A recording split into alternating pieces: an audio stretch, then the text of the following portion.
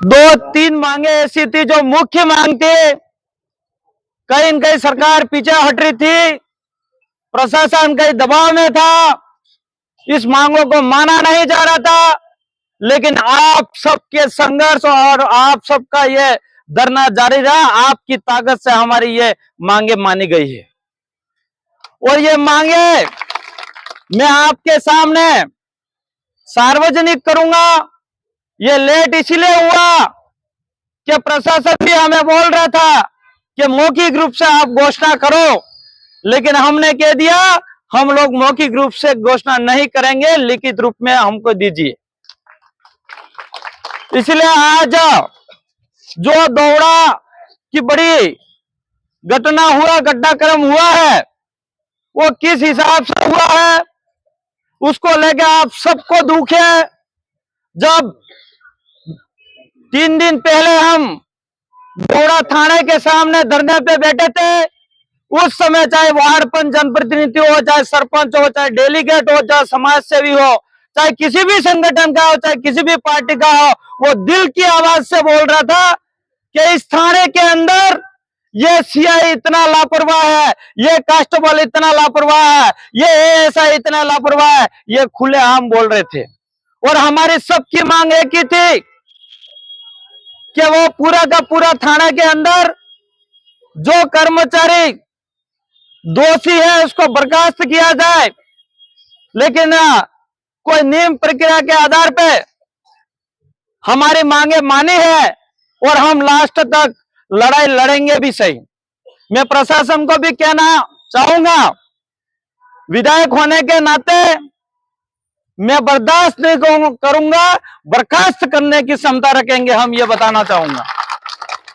और ये जो फर्स्ट जो बताना चाहूंगा, दौड़ा ब्लॉक के अंदर तेजकरण जयकरण पुलिस निरीक्षण अधिकारी पुलिस थाना दौड़ा सस्पेंड।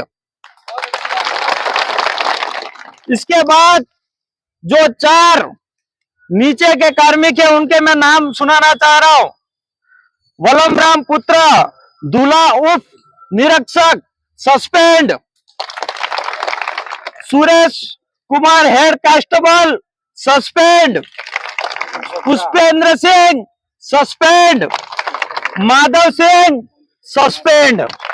ये सब आपकी ताकत से हुआ है।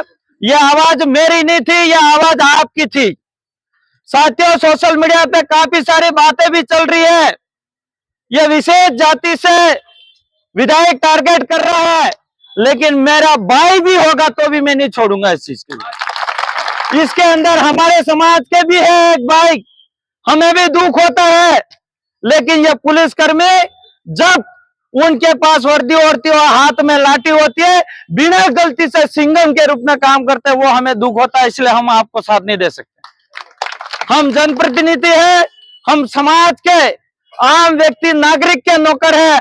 आप लोगों ने हमको जिताया है, आप जैसा बोलोगे ऐसा ही काम करेंगे हम लोग। इसलिए ये हम इसमें किसी भी प्रकार से समझौता नहीं करेंगे।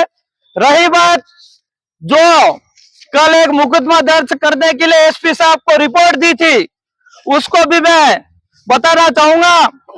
जो दिलीप आहारी के हत्यारा और गिरफ्तार करने की सजा दिलाने के लिए संबंध में दिया था, तो वो भी रिपोर्ट दर्ज होगी है और इसकी भी कॉपी दी गई है।